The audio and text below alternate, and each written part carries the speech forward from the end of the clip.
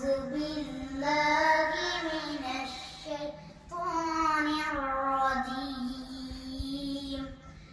بسم الله الرحمن الرحيم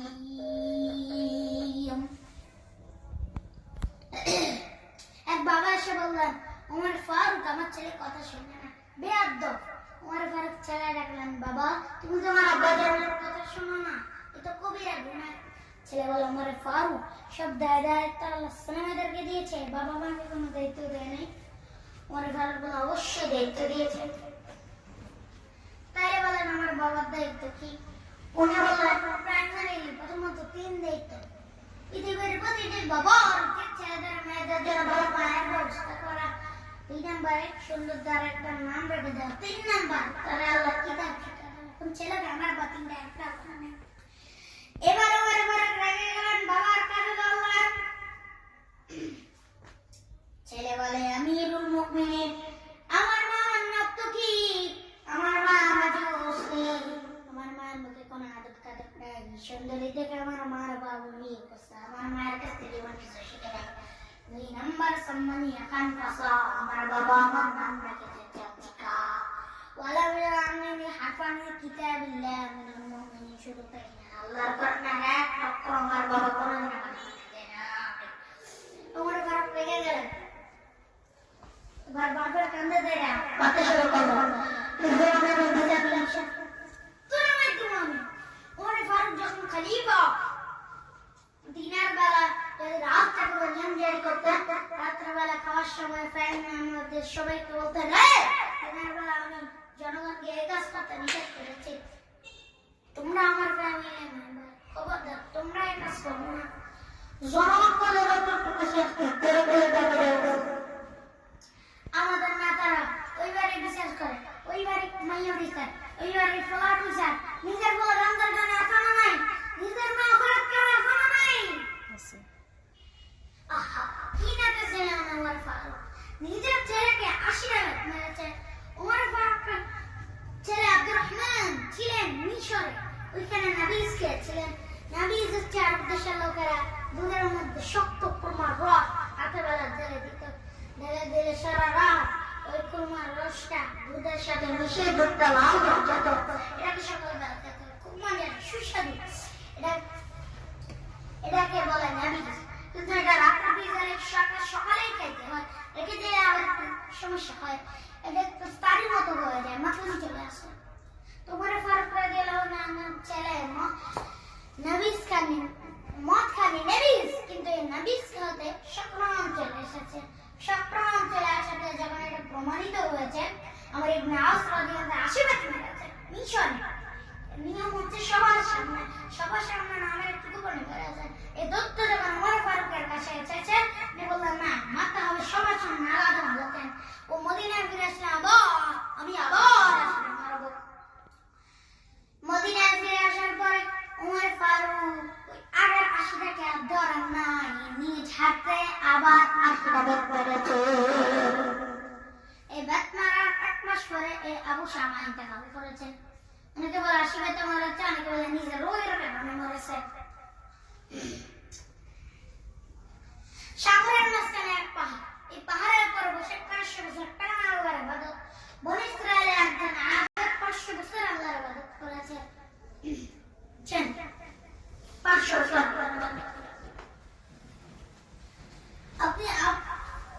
আপনি যখন মুনাজাত করবেন, এরকম আপনি যখন খালি হাতে এরকম মুনাজাত করেন, ওই হাত দিয়ে দিতে আল্লাহ তাকে লজ্জা লাগে। সুবহানাল্লাহ বলবেন না? এজন্য আপনি হাতে আল্লাহর নামগুলো ধরে ধরে দোয়া করবেন। ওই দোয়া আল্লাহ জীবনে ফিরিয়ে দিবে না, ওই দোয়া আল্লাহ জীবনে ফিরিয়ে দিবে না। আপনি এভাবে দোয়া করবেন, রব্বানা যালামনা আনফুসানা ওয়া ইন লাম তাগফির লানা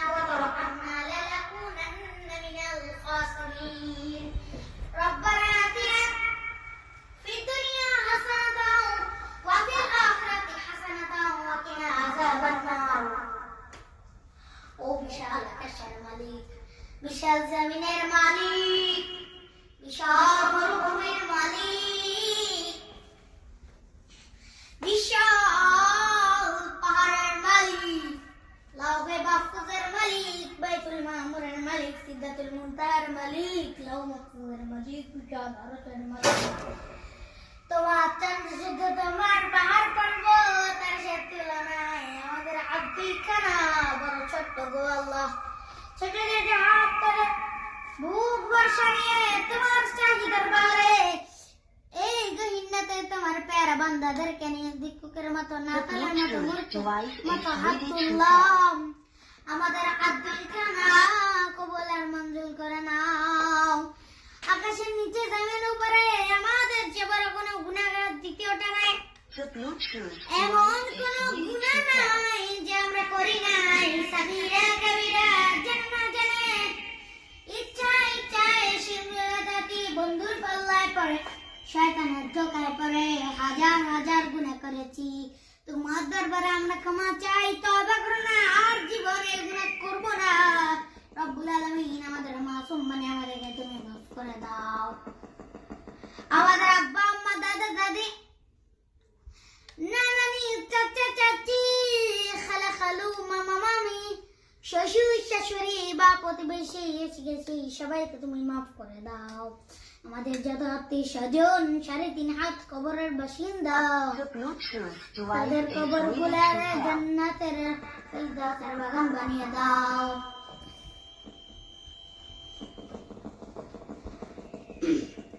জানি না কোন ভাইয়ের বাবার কবরে কোন ভাইয়ের মায়ের কবরে দাও দাও দাও দাও করে জাহান্নামের আগুন জ্বলে। জানি না কোন জনম দুঃখী মায়ের কবরটা দাও দাও করে জ্বলে।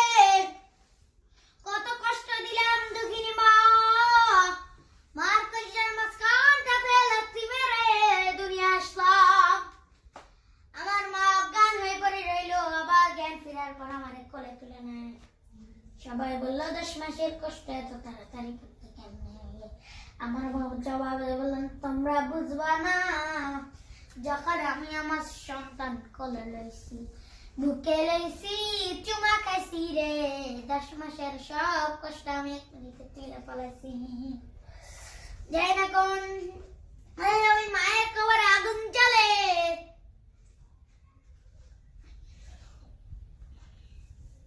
মাথার গাম পায়ে ফেলে বাবা আমাদেরকে মানুষের মতো মানুষ বানালো মাওলা। নিজে খায় নাই, আমাদেরকে কোনোদিন না খাইয়ে রাখে না। বাবা নিজে পরে নাই, আমাদেরকে না পরিয়ে রাখে নাই। ঈদ আসলে নিজে নতুন জামা কিনে নাই, আমাদেরকে নতুন জামা না দিয়ে রাখে নাই। জানি না কোন ভাইয়ের বাবার কবরে কোন ভাইয়ের মায়ের কবরে দাও দাও দাও দাও করে জাহান্নামের আগুন জ্বলে। কোন জনম দুঃখী মায়ের কবরটা দাও দাও করে জ্বলে।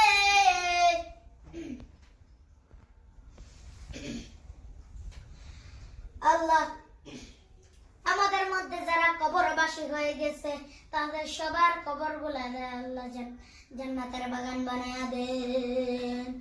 আল্লাহ ওসমান হাদি আল্লাহ আমাদের মাঝে নাই, আল্লাহ তাকে আল্লাহ জান্নাতুল ফেরদাউসের মেহমান হিসেবে কবুল করেন। ربنا آتنا في الدنيا حسنة وفي الآخرة حسنة وقنا عذاب النار رب ارحمهما كما ربياني صغيرا। আল্লাহ সেজন্য আমারে আল্লাহ জান্নাতুল ফেরদাউসের মেহমান হিসেবে কবুল করেন। আল্লাহ ফিয়াপুরের আল্লাহ ঢাকা বিশ্ববিদ্যালয় এবং চট্টগ্রাম বিশ্ববিদ্যালয় ঠিক আছে আল্লাহ বন্ধুরা আল্লাহ ভালো রাখেন। আল্লাহ সুস্থতা শহীদ না খায়াত দান করেন।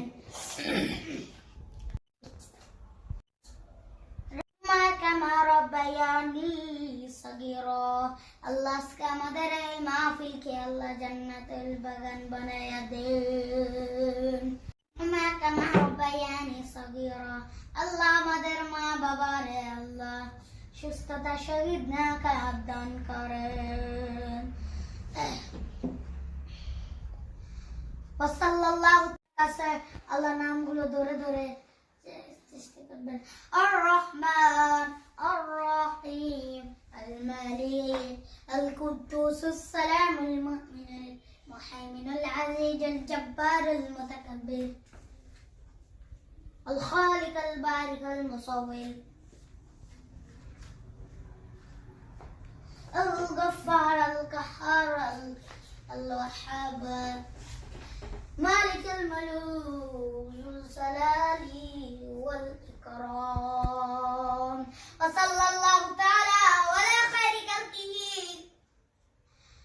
نور عشي محمد وعلى آله وأصحابه أجمعين وجعلك وتابعي أجمعين إلى إله إلا الله محمد رسول الله.